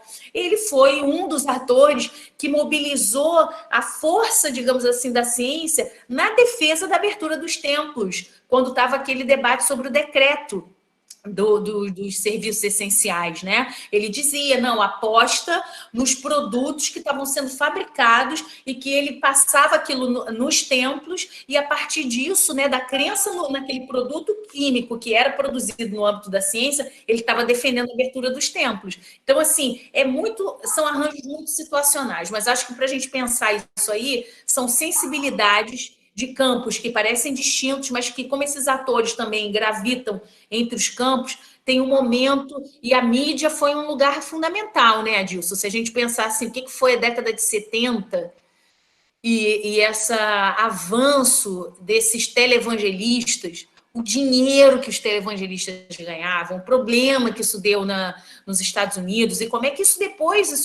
passou por uma colagem aqui no Brasil, né? Que era movimentação de muito dinheiro. E era expansão denominacional, mas também eram aquelas próprias pessoas, né? Como estava dizendo para vocês, são empresários, né? Então, assim, essas mudanças internas, elas estão dialogando muito aí nesse ethos comum de um direcionamento para intervenção no mundo que passa também pela dimensão econômica. Então, ela não exclui a dimensão econômica, é a dimensão econômica, é a dimensão política, é a dimensão cultural. A gente está vendo a importância que os evangélicos têm, por exemplo, na cultura pop hoje em dia, né? Agora, a questão das crenças e do crime, aí é muito tenso, né? Porque, por um lado, se a gente fosse pensar o que é ser evangélico? Ser evangélico é prática, né? Ser evangélico é prática. E aí a gente estava observando que vários deles tinham essa prática. Mas, ao mesmo tempo, alguns não se diziam, ou os evangélicos das localidades não diziam que eles eram evangélicos. Inclusive, diziam que eles representavam um mau testemunho. Eu apresento isso no livro, né? Então, era uma relação tensa em relação a isso. Os evangélicos sempre abraçaram essas margens, né? Essas franjas sociais, as prostitutas, os bandidos, antes a figura dos assaltantes, depois a figura dos traficantes, sempre foram acolhidos. E a dimensão da conversão também nas prisões tem uma importância muito grande nessa dinâmica do crime também, né? Então, tem aí, no caso lá de Acari, por exemplo, tem uma apropriação atualizada dessa relação com a religião, né? Porque o traficante, esse que foi preso, que era o maior chefe do tráfico do Terceiro Comando, ele foi preso quando o garotinho evangélico era governador do estado, ele foi preso com a Bíblia na mão, toda uma prisão super mediatizada, né? E ele, na verdade, diz que teve, esse traficante, uma visão que era assim, que não podia matar, e aí ele faz toda uma reorientação do crime até o processo de sucessão dos traficantes na gerência das bocas de fumo, regulariza isso, porque essa situação da substituição era sempre muito tensa, né? E ele atualiza uma prática que já era do Cid Acari, que era, digamos assim, o mentor dessa facção criminosa que se opõe ao Comando Vermelho, né? Então, ele atualiza, e é isso que a gente vai vendo atualizações a partir de símbolos religiosos dessas ações. E a gente sabe que os processos de dominação passam por simbologias, né? Então, a própria polícia, quando fez essa ocupação de favelas, produz os seus símbolos, né? Faz a dominação a partir de marcos que também são simbólicos, imagens, e os traficantes marcam essa mudança na religiosidade local e deles próprios, né? Também produz, então, novas marcas desses evangélicos que começam a ser cada vez mais numerosos nessas localidades. Então, eles se apresentam a partir de uma simbologia que é uma simbologia religiosa. Aí a gente pode pensar, em certo sentido, para alguns, há um esvaziamento do símbolo religioso como tal, porque é o símbolo de dominação do tráfico, ele não é um símbolo religioso propriamente, ele é uma manipulação do símbolo religioso por atores que estão falando, eu domino esse território, e apresentam isso a partir de algumas marcas, que pode ser a marca da Puma, daquela marca, né, de material esportivo, que isso existe, como também da outra marca, do outro símbolo, que é um símbolo religioso. Tá? Então, aí é para chamar atenção que tem aproximações com o universo evangélico tucur, digamos assim, hard mesmo, do religioso, da experiência religiosa, mas também há muitas outras apropriações que são feitas aí nesses casos, né? Agora, lembrar que o Trump, essa questão da supremacia branca foi fundamental na eleição dele, por exemplo, né? E na adesão a esse grupo de evangélicos, que a gente está vendo agora, por exemplo, a dominância de brancos no executivo, né? De evangélicos brancos, de denominações majoritariamente brancas. Então, é disso aí que a gente está falando. A gente está falando de disputa, elites e discurso globalização pós-estrutural, com debates que vão aí para esse plano, digamos assim, do decolonial, da crítica à supremacia branca, às elites. Então, está no momento desse confronto. Vamos ver o que essas eleições agora nos Estados Unidos são fundamentais. Assim como as municipais no Brasil também, em termos dessa agenda aí desses atores, né? Com certeza, com certeza. Então, para dar continuidade, nós já temos 7 perguntas, né, do nosso público participante. Que bom. E eu passo já, então, para a Beatriz. Vamos fazer assim, como são 7, talvez se a gente vá fazendo de 3 em 3, e eu as olhei, pode ser na sequência mesmo, primeira, segunda e terceira. Beatriz, por favor, devagar e em bom som. Boa noite a todos e todas.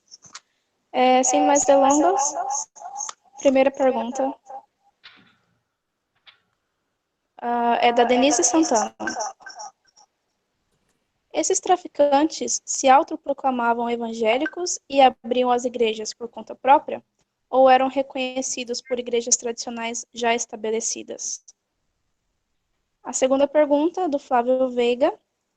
Professora Cristina Vital, como a senhora analisa a correlação do governo Bolsonaro com os segmentos evangélicos, sobretudo nas periferias, para além dos líderes, as massas de fiéis que, mesmo na pobreza, no desemprego, continuam apoiando esse governo como agenda política que destrói direitos sociais e favorece as elites? E a terceira pergunta, da Zelide Paese. O que significa politicamente um fundamentalista religioso bíblico no Senado ou Câmara dos Deputados? Beatriz, me desculpa, você podia repetir essa última para mim? Claro. É da Zelide Paese. O que significa politicamente um fundamentalista religioso bíblico no Senado ou Câmara dos Deputados? Se precisar que eu repita qualquer outra também. Tá, muito obrigada, Beatriz. Eu consegui anotar aqui. Então, Denise, também tinha me feito uma pergunta ali qual era a minha religião, né? Eu não tenho religião, mas eu não sou ateia. Eu fui criada e eu acho que isso até quando eu estava dando aula de metodologia de pesquisa, já na graduação, né, na UF, eu fiquei pensando sobre isso, né? A gente estimula tantos alunos a se posicionar em relação aos objetos e tudo. E eu fui fruto de uma família plurirreligiosa, né? Meu pai era kardecista, assim, de carteirinha, né? Atuante. E minha mãe era aquela católica, era católica, e depois ela se converte, assim, aí foi um choque, assim, na minha adolescência, a conversão dela. Foi um susto aquilo tudo, e meu irmão era heavy metal, então era uma casa que, assim, de muitas identidades ali presentes, né? Gerou uma questão. Então, a questão de se autoproclamam evangélicos, né? Era isso um pouco que eu estava falando para o professor Adilson em relação à tensão sobre essa questão no próprio campo. Porque, por um lado, os evangélicos rechaçavam essa figura do evangélico, traficante evangélico. Por outro lado, alguns, na verdade, assim, eles não falavam que eles eram traficantes evangélicos. Eu até na tese, como no livro também, eu trato isso entre muitas aspas, com muito cuidado, porque na imprensa eu acho que começaram a falar sobre isso. A minha tese foi o primeiro trabalho acadêmico a falar sobre essa questão aí da proximidade das redes, do tráfico das redes religiosas, né, que depois só aparece na mídia, e aí tem um volume de trabalhos, mas é aquela coisa, eu já estava no campo há um tempo e estava vendo isso, né? Então, é uma relação tensa. Não há uma identidade que eles apresentavam naquele momento em que eu estava fazendo etnografia, entrevistei os traficantes, deles serem evangélicos, mas isso mudou. Eu estava mostrando para vocês aquelas estatísticas da região metropolitana e a gente viu aí os casos lá em Nova Iguaçu, que o traficante ele tinha um taco, né, com um parafuso na ponta, tatuagem de Jesus Cristo, e ele dizia que ele era um taco da moralização, quer dizer, e que passava por ele ser evangélico. Então, aí, isso tem uma mudança de gradiente, e essas mudanças, elas, eu penso que elas significam menos uma mudança na questão propriamente religiosa, mas da dinâmica social mais geral, do que é o lugar do evangélico, a projeção que os evangélicos começam a tomar, até mesmo naquelas regiões, e como é que é também essa dominação a partir do elemento religioso, tá? Então, e também tinha uma disputa, a gente sabe, década de 90, vários eram essas conversões que eram anunciadas nos cartazes, assim, nas favelas, né? Eu trabalhei como recenseadora do IBGE na década de 90, quando eu estava na graduação ainda, e eu via isso. Então, as grandes mães e pais de santo eram aquelas conversões anunciadas, porque aquilo fortalecia o capital das denominações. Então, eles apresentavam muito isso. Também os bandidos, os traficantes. Então, sempre teve isso era bem importante. Tá? Partindo para do Flávio, aí é muito interessante a gente pensar isso, e é muito interessante como o Bolsonaro ele se apresenta, como ele realmente, ele e vários desses atores que a gente está acompanhando agora no centro da política, eram atores que estavam no subterrâneo, pensando aí na noção do Elias, né? E a Mariana Cortes está trabalhando uma noção também importante, que eu esqueci agora, mas que guarda essa relação aí com a ideia do subterrâneo. Então, eles eram, acho que era bastardos que ela fala, um pouco assim. Então, é muito interessante, porque eles estavam no subterrâneo, mas eles estavam no olho do furacão do poder. Como é que ele consegue se construir como fora do mainstream, como uma pessoa assim, popular, sendo que ele estava quase 30 anos na política institucional? Que arranjo foi esse, né? Aí a gente pode pensar, por um lado, a mesma coisa do Trump, é elite, né, branca, da dominação masculina, toda essa questão que gira em torno dele, para além do público que ele foi sempre crescendo, a todas as eleições, ele sempre foi crescendo o número de votantes nele, porque essa dimensão da segurança, ou o contrário, né, da insegurança, as sensações de ameaça que só foram crescendo. Então, ele também vai se valendo desse discurso. Agora, e uma outra característica que eu trabalhei, acho que num texto que eu passei, Adilson, acho, sobre o mandonismo, que saiu agora, publicado agora, eu vou estar tendo uma live na terça-feira que vem, que é sobre essa categoria do mandonismo que o Gilberto Freire trabalha. Então, isso é muito legal para a gente entender como é que ele se conecta a partir desse discurso, que a gente, quando olha aquela reunião ministerial de abril, a gente fala, agora acabou. Agora Bolsonaro acabou, que isso, ele falando daquele jeito, caramba. Aí, de repente, você vê na sequência pessoas que dizem assim, eu era 100% Bolsonaro, agora eu sou 500%. Quer dizer, você fala, caraca, como? É essa coisa da nossa história, desse mandonismo, dessa agenda da autoridade masculina e tal, ajuda a gente muito a entender isso, né? E a noção do sadismo, que também é muito trabalhado por Gilberto Freire, que eu apresento aí nesse trabalho, porque ele joga como se ele joga com essa sensibilidade generalizada da oposição à elite. Então, ele se apresenta como oposição à elite, sabe? Ele se apresenta como aquele que era ofuscado, tá? E aí tem vários planos, né? Isabela Calil também trabalha muito isso, que é a estética, né? O comer milho no meio com os filhos, mostrar aquilo, é o café com pão, sabe essas coisas, né? Essas todas vão somando a esse lugar do não sou da elite, né? Só que não, né? Hashtag só que não. E quanto ao fundamentalismo na política, bem importante isso, porque eu sou uma pessoa que não gosto muito de mobilizar esse termo, porque eu ficava sempre achando que ele reforçava estigmas, e ele, assim, do ponto de vista político, era isso. Eu me lembro, assim, o João Willis estava no lançamento do nosso livro, ele sempre falava dos fundamentalistas e tal, e tal, e tal.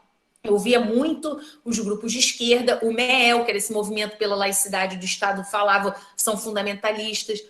Então tinha uma acusação, era um termo de acusação, e eu acho assim, que era um termo menos analítico e mais de acusação no campo político. É claro que existiu, né, esse movimento fundamentalista nos Estados Unidos, como fundamentalismo também não é só evangélico, são vários fundamentalismos religiosos, né? Todos os grupos, né, têm seus fundamentalistas, tá? Nesse sentido, que são mais radicais em termos da leitura dos seus livros sagrados. Agora, na política, isso funciona, aí eu acho que funciona muito na mesma linha que funcionam os símbolos religiosos para os traficantes. É como um código, eles se apresentam como esses que são ultra radicais evangélicos, ultra defensores do cristianismo, da moral e da ética, e a gente vê o que está em torno agora da Flor de Lis, mas o Marco Feliciano também teve acusação lá do assédio. Então, assim, fora outros parlamentares evangélicos. Então, isso é tipo uma narrativa que eles mobilizam para se conectar com bases, né? Isso fortalece o capital deles. E por mais esse motivo, eu fico muito cabreira em usar esse termo, e eu prefiro usar essa coisa do evangelical, que é esse que tinha uma postura do ascetismo intramundano e que passa para uma atuação mais forte assim na sociedade. Obrigada. Okay. Passamos para as próximas 3 questões. Pode fazer agora, acho que duas, Beatriz. Prosseguindo, então, com o André Luiz, ele pergunta: professora, como observa que em anos anteriores, religiões de matrizes afro-brasileira têm a expressão significativa na cena religiosa do Rio de Janeiro, mas com o passar do tempo, há descréscimo e os evangélicos avançam numericamente em níveis superiores? A que poderemos atribuir esses passos?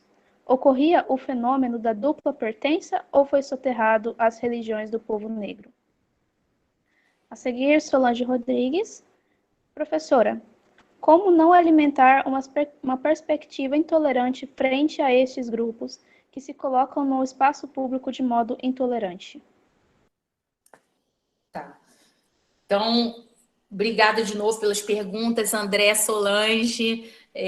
Poxa, Solange do Zero Assessoria, você deve, talvez seja ela mesma, né, querida?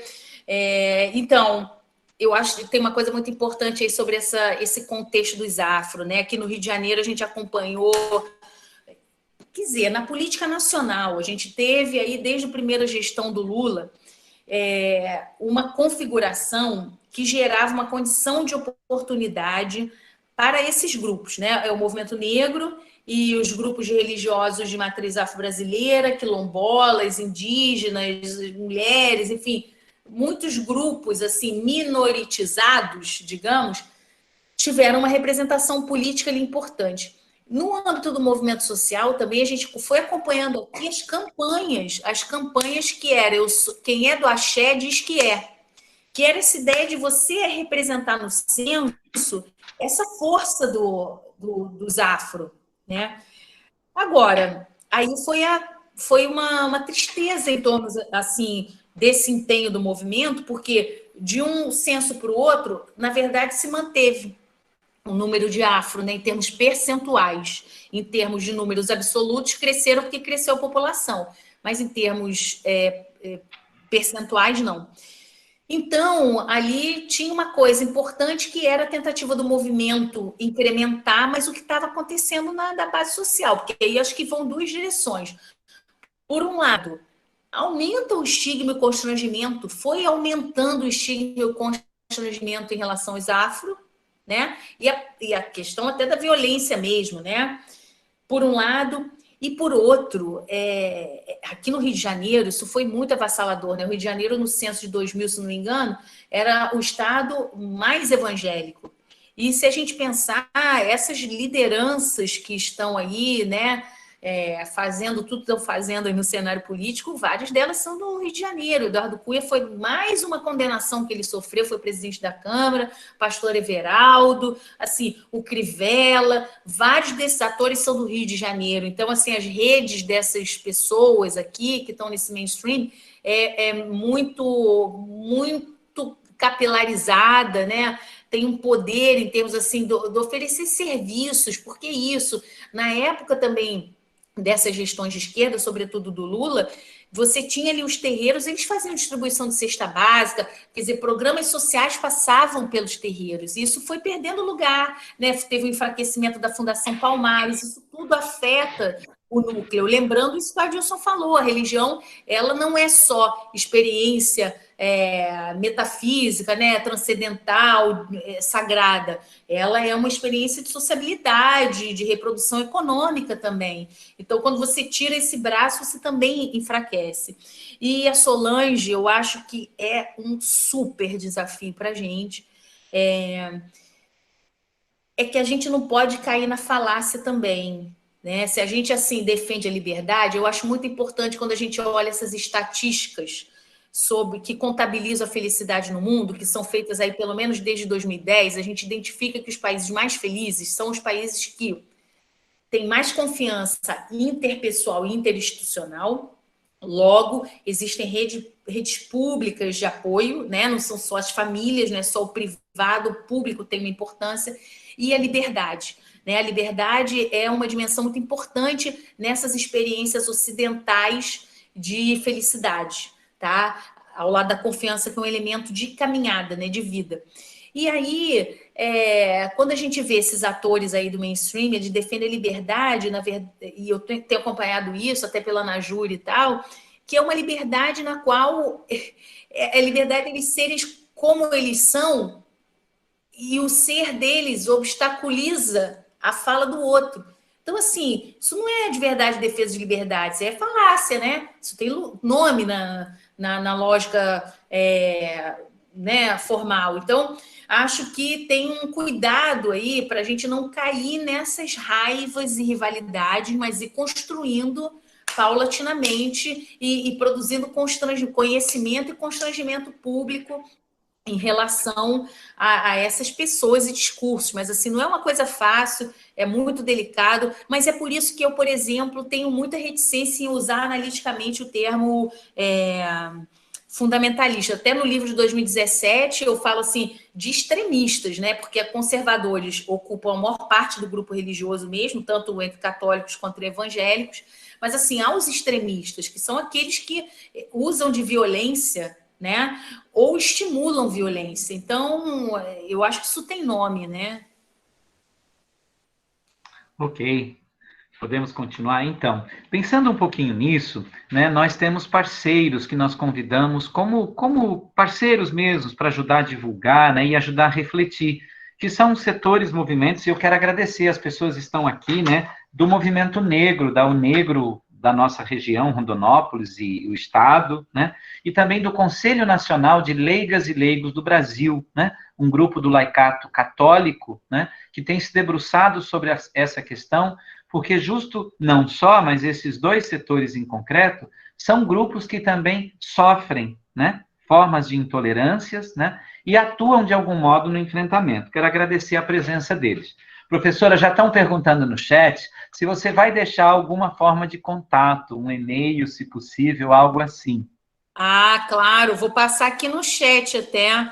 Pode ser no chat ou não sei se você Claro, gostaria. pode ser. Se você não tem problema de disponibilizar para todo mundo, seria bom. Não. Tem várias pessoas perguntando, né? O Flávio, o Frei Zeca estão solicitando e outros mais. E aí nós passamos, então, para as últimas duas perguntas da noite, né? Se eu não me engano. Pode ser, Beatriz? Certo. A sexta pergunta é do Flávio Veiga. Gostaria de saber das considerações da professora Cristina Vital acerca do processo já em curso dos segmentos evangélicos, cada vez mais ocupando o espaço público e político institucionalizado, e também católicos conservadores aliados do Bolsonaro, num cenário de sua reeleição, fortalecido com a reeleição de Trump e ou outras existentes lideranças da direita judaicizada cristã no mundo, se estamos ensaiando, caminhando para um horizonte de Estado autoritário fundamentalista no Brasil. E a sétima pergunta é da Rafaela Marques. Professora, a senhora afirmou a necessidade de garantir, ainda que judicialmente, o reconhecimento do Estado sobre as demandas de segmentos que estão sendo alvo de ações intolerantes. Ao mesmo tempo, organismos como a ANAJURE atuam no sentido de ocupar e influenciar o judiciário. Qual o horizonte possível diante deste quadro? Maravilha. Então, o Flávio e Rafaela, obrigada também pelas perguntas, tá? Essa questão da ocupação do espaço, né, político, Flávio e todo mundo aqui, eu acho que a gente precisa pensar que o curso da história ele não é definido, né? Há muitos movimentos e contramovimentos acontecendo. Então, assim, neste momento, né, a gente está começando uma pesquisa lá, Lepar e o ISER, com apoio da BOL, para acompanhar as candidaturas de esquerda ou populares que envolvem religiosos, né, nessas eleições de 2020. Porque esses movimentos estão acontecendo, acho que a gente tem que dar também visibilidade, por isso eu fiquei justificando por que eu estava falando do mainstream, porque a gente tem que falar deles também, né? Mas, assim, a gente precisa ver que a cada momento tem as reações, a gente vai ver como é que essas reações vão acontecer e qual o sucesso relativo que elas vão ter. Eu, por exemplo, estou muito receosa em relação à bancada evangélica popular e as candidaturas que estão sendo apoiadas. A gente vai começar a ver isso, a entender esse fenômeno e esse movimento, né? Mas, assim, na mídia, as candidaturas que são ressaltadas são as candidaturas, uma candidatura trans, por exemplo, que gera um enorme embate em torno do próprio segmento evangélico, mesmo de esquerda. Então, assim, qual vai ser a aposta? Porque são superações de questões de direita, digamos assim, a gente viu que estourou. Então, assim, o Bolsonaro ele conseguiu reunir em torno dele um segmento muito diversificado de elite, né? E também dos mais pobres, por essa narrativa aí ambígua que ele fazia, e ambígua também em termos religiosos, que eu chamo dessa figura do ADE, que é o amigo dos evangélicos, que era esse, eu sou católico, mas eu fui batizado evangélico, mas a minha mulher, minha família toda evangélica, então você fica nesse flanar, né? Se aproveitando dos vários capitais disponíveis.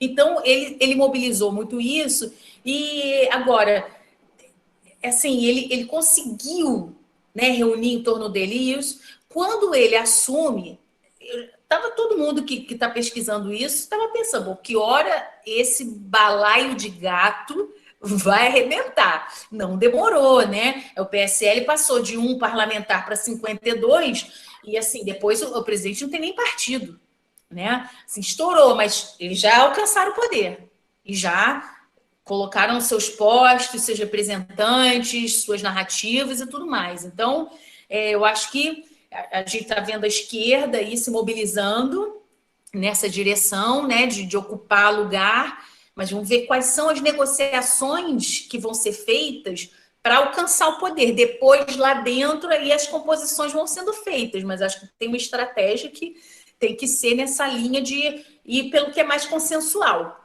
Vamos ver. Agora, isso que eu estou falando também pode gerar um super problema em termos assim da população LGBT, falar assim, não, nenhum direito a menos, tem que levar essa pauta assim. Eu também acho que tem que levar essa pauta, nenhum direito a menos, agora, combinando isso com o contexto, né?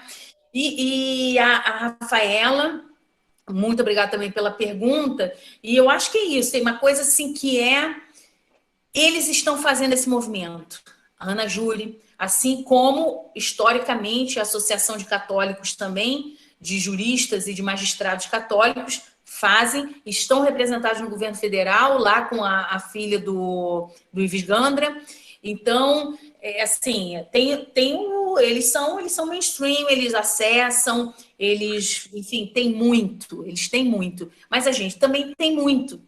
A questão eu me lembro que quando a gente fez essa primeira pesquisa que foi lançada, eles falavam na frente parlamentar, e a Damares foi quem a gente entrevistou, porque ela era a secretária da frente, ela falou, uma das estratégias era, assim, pressionar a justiça.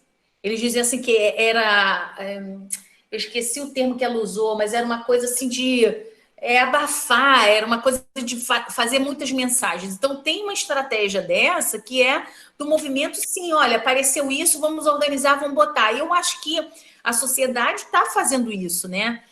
Mas acho que tem que fazer mais e mais. É porque o problema, para fechar, assim, talvez, acho que eu tenho que ir ver minha filhinha, né? Agora, Adilson, me desculpa, eu falei que ia buscar ela 9h30, mas assim, o Wright Mills, né, na imaginação sociológica, ele fala sobre uma importância fundamental do nosso trabalho, que é combater os medos e as apatias. Então, acho que a produção de conhecimento e as intervenções qualificadas que a gente pode fazer, elas vão nessa direção de combater a apatia, porque isso que a Rafaela colocou é fato, porque a sociedade fica se sentindo num ambiente tão hostil, combinando aí com o que a Solange também falou, que parece que nada adianta. Então, assim, começa a dar uma apatia, fora o medo da perseguição. Eu acho que todo mundo está pesquisando isso, também fica com certo medo, né? Então, a gente tem que ir superando isso. E, de novo, saída coletiva. Não tem como ser de outro modo, né? Ok, que joia. Que bom, hein? Quantas perguntas, né? Quantas coisas. Muito obrigado, Cristina, né? Fizemos, eu acho, um exercício bonito aqui de reflexão, né? Da sua parte, uma ginástica, né? Do Rio para o Brasil, para o mundo, né? E questões que nos atravessam, né? Desde a religião, mas para muito além dela, né? Olha o que acabamos de falar, que nos mobiliza, né? Queria dizer duas coisas. Primeiro, muito, muito obrigado, né? Que essa seja a primeira de muitas outras, né? Mesmo que a gente tenha que usar, por enquanto, essa forma, mas com certeza em um outro momento, né? Porque tudo isso há de passar, inclusive ele, né? Que você possa estar conosco, né? Que você possa estar um dia por aqui, né? Por isso, nossa gratidão imensa. E uma dupla gratidão, porque a professora Cristina disponibilizou para nós uma série dos seus textos, né? Alguns de que é a autoria específica dela, mas outros de que ela atuou como organizadora, né? E, gentilmente, nós vamos disponibilizar todos esses textos, ela fez referência aqui, para vocês. Como há alguns de vocês que não estão inscritos, né, em todo o curso, em todo o evento, quem tiver interesse, por favor, após aqui o final, deixa já o seu e-mail, o nosso staff aí vai anotar, né, e a gente vai enviar, porque não tem outra forma. É bastante material, um material extremamente importante, muito rico, né, de uma densidade empírica e analítica muito bacana, né, e aí, então, deixa o seu e-mail aí, né? E na próxima quinta, a gente vai ter entre nós a professora Magali, eu anunciei aqui, né? Uma fala super bacana que reflete uma pesquisa muito importante dela, um trabalho engajado sobre as fake news, né? Sobre o uso, justamente, das redes, né? Nesse momento da nossa história, né? Quer dizer, o papel das fakes, o papel da recepção no universo religioso desse material e a utilização estratégica disso, né, no universo da agenda política. Então, não perca, convida mais gente aí, né, para a próxima quinta. Tá ok? Cristina, Tá. muito obrigado. Muito obrigada a você novamente, parabéns pela organização do evento, obrigada a todos e todas aqui, adorei estar com vocês, as perguntas, muito obrigada, tá? Valeu. Não posso demorar a responder e-mail, mas Tranquilo. eu vou responder. Tá joia, tá joia. Gratidão, tá? E a todos vocês, então, que participaram, né? Uma boa noite, bom descanso, gratidão. E nós temos, então, né, uma série, quem está chegando hoje, uma série de outros temas que estão previstos, né? Busca lá no programa, no folder, né? E se acerque, porque esse ciclo vai até a primeira semana de outubro, né? Com outras temáticas. Gratidão, fiquem bem, né? Até mais, até a próxima quinta. Até mais, tchau, gente, obrigada por tudo. Até mais, Cristina. Até mais, obrigado. Obrigado à nossa equipe, professor Pedro, né? Beatriz, monitores também, e monitores. obrigada. Gratidão. Vou lá. Tchau, tchau. Até mais, Cristina.